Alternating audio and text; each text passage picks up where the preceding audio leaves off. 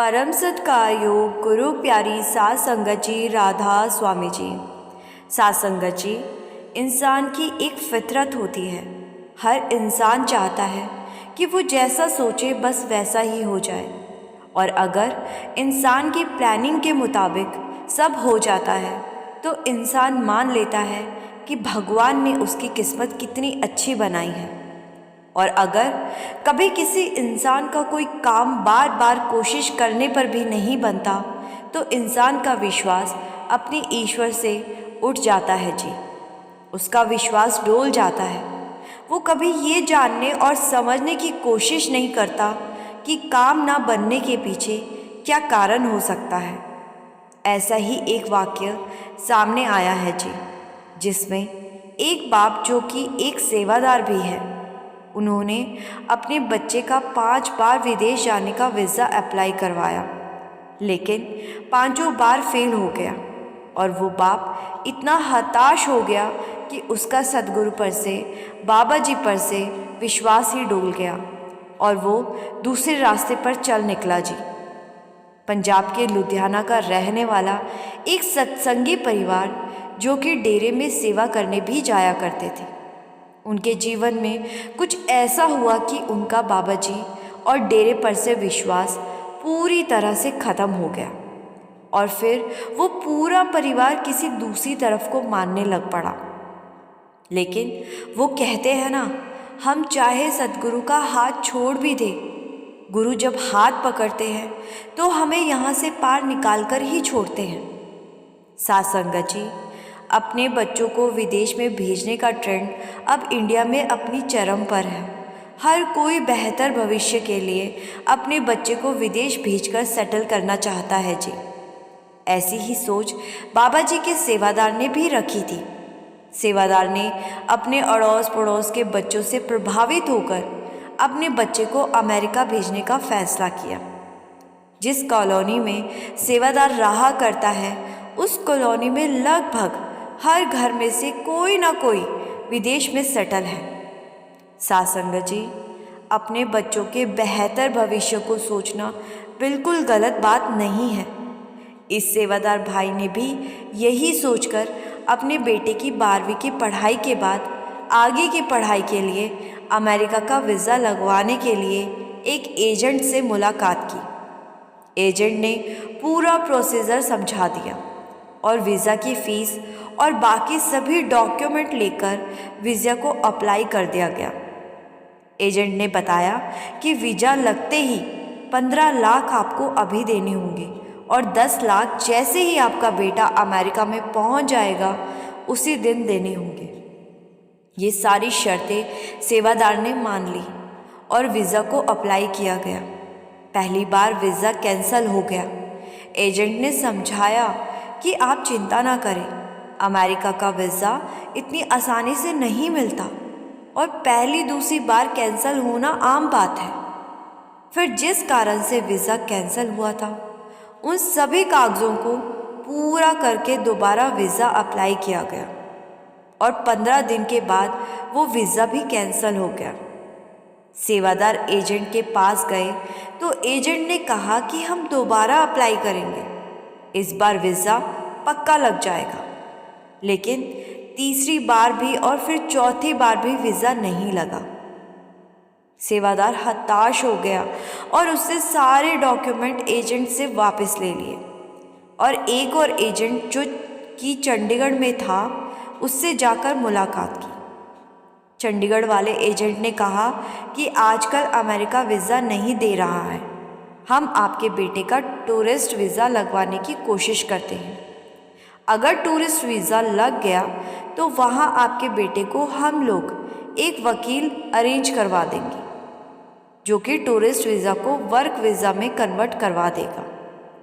सेवादार को चंडीगढ़ वाले एजेंट का सुझाव अच्छा लगा तो उसने हाँ भर दी।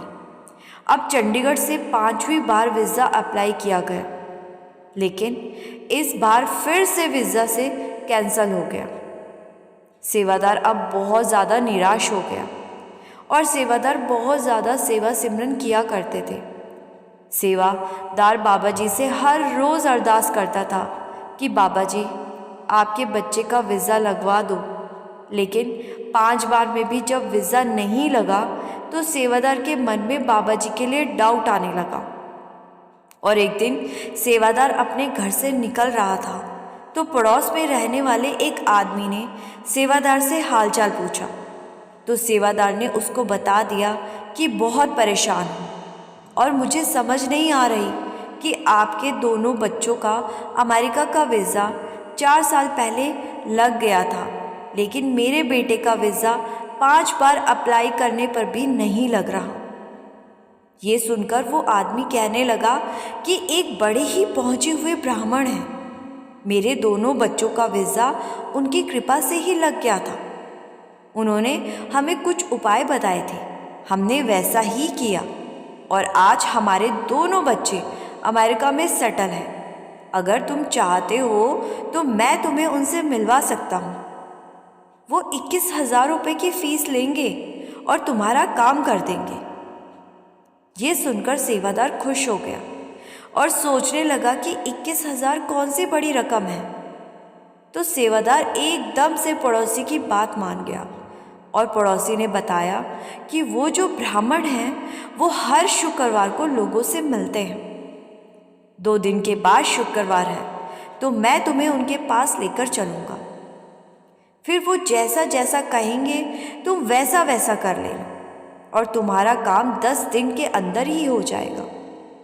सेवादार अब बहुत खुश हो रहा था और अब उसका विश्वास अपने सद्गुरु से हटकर उस अनजान पंडित पर होने लगा था, जिसको वो जानता तक नहीं था।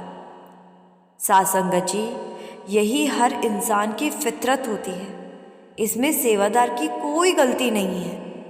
एक दर पर बार बार माथे टेकने के बाद भी अगर काम न बने तो इंसान के विश्वास का डोल जाना लाजमी है। 2 दिन के बाद पड़ोसी सेवादार को लेकर ब्राह्मण के पास गया और ब्राह्मण ने सारी बात समझकर सेवादार से उसके बेटे की कुंडली मांगी। अब सत्संगियों के पास कहाँ से कुंडली आनी थी? तो सेवादार ने कहा कि जी मेरे पास तो कुंडली नहीं है। तो ब्राह्मण ने कहा कि ठीक है, आप अपने बेटे की जन्म की पूरी डिटेल इस फॉर्म में भर दो। सेवादार ने सारी डिटेल भर कर ब्राह्मण को दे दी। ब्राह्मण ने जन्म की डिटेल के आधार पर एक कुंडली बना दी और कुंडली पढ़ते ही ब्राह्मण कहने लगा कि आपके बेटे के बार बार वीज़ा कैंसिल होने के पीछे आपके किसी गुरु का हाथ है। आपका गुरु ही अपनी शक्तियों से इस वीज़ा को नहीं लगने दे रहा। ये सुनकर सेवादार के होश उड़ गए और वो सोचने लगा कि बाबा जी आखिर हमारा बुरा किस लिए चाहते हैं? मैंने तो सारी जिंदगी सेवा की है और बदले में बाबा जी मुझे ये फल दे रहे हैं, मेरे बेटे का वीज़ा ही नहीं लगने दे रहे। सेवादार ने ब्राह्मण से कहा कि पंडित जी, आप उन्हें छोड़िए और आप मुझे अब कोई उपाय बताइए जिससे कि मेरे बेटे का वीज़ा लग जाए और वो अमेरिका में सेटल हो जाए। पंडित जी ईमानदार किस्म के इंसान थे, तो पंडित जी कहने लगे कि आपके बेटे का वीज़ा तो मैं भी नहीं लगने दे सकता, ये पाप मैं भी नहीं कर सकता। ये सुनकर सेवादार हैरान रह गया और पूछने लगा कि पंडित जी, ये तो आपका काम है और आप इसे पाप क्यों कह रहे हैं? पंडित जी ने आगे जो बताया उसको सुनकर सेवादार के होश उड़ गए।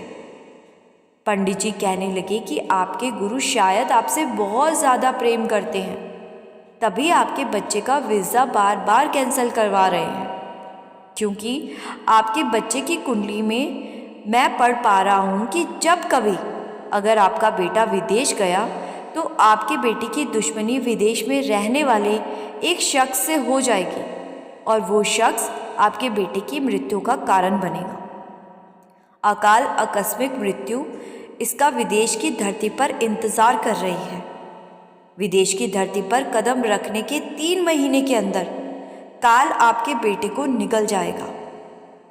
ये सारी बातें सुनकर सेवादार के होश उड़ रहे थे और सेवादार कहने लगा कि पंडित जी, ये आप कैसी बातें कर रहे हैं? फिर पंडित जी ने कहा कि मैं अपनी तरफ से कुछ नहीं बोल रहा, मैं तो वही बता रहा हूँ जो आपके बेटे की कुंडली में लिखा है। मुझे 21,000 का कोई लालच नहीं है। मैं पैसे के लिए किसी की ज़िंदगी बर्बाद नहीं कर सकता। और आपके गुरुजी बहुत ज़्यादा महान दिखाई पड़ते हैं, क्योंकि आपके बेटे की कुंडली पढ़े बिना ही वो सब जानते थे। और इतनी बार वीज़ा अप्लाई करने पर भी उन्होंने वीज़ा नहीं लगने दिया। आपने पहला वीज़ा 6 महीने पहले अप्लाई किया था, और अगर वीज़ा लग गया होता तो आपके बेटे की आकस्मिक मृत्यु अब तक हो चुकी होती। लेकिन आपके गुरु ने अपनी शक्तियों से इस वीज़ा को सारे डॉक्यूमेंट होने के बाद भी नहीं लगने दिया। और आप कितनी भी कोशिश कर लीजिए, मुझे नहीं लगता कि आपके गुरु इस वीज़ा को लगने देंगे। ब्राह्मण की बातें सुनकर सेवादार की आंखों से बाबा जी की याद में आंसू लगातार बहे जा रहे थे। सेवादार ने ब्राह्मण का शुक्रिया किया और अपने पड़ोसी के साथ घर लौट आया और अपने परिवार को पूरी बात बताई। सेवादार की पत्नी कहने लगी कि जब कभी कोई काम ना बने तो बाबा जी को दोष नहीं देना चाहिए। काम ना बनने के पीछे बाबा जी की कोई लीला छुपी होती है, और भला हो ऐसे ब्राह्मण का जिसने आपकी आंखें खोल दी। साध संगत जी, आज इस सेवादार का बेटा दिल्ली की एक कंपनी में अच्छी नौकरी कर रहा है, और अब उसके खुद के भी 2 बच्चे हैं। सोचो, अगर इस लड़के का वीज़ा लग गया होता तो क्या आज ये जिंदा होता? उम्र से पहले ही इसकी आकस्मिक मृत्यु हो गई होती। इसीलिए ऐसा कभी नहीं सोचना चाहिए कि सब कुछ हमारी प्लानिंग से हो जाए। हमें तो बस मेहनत करनी है।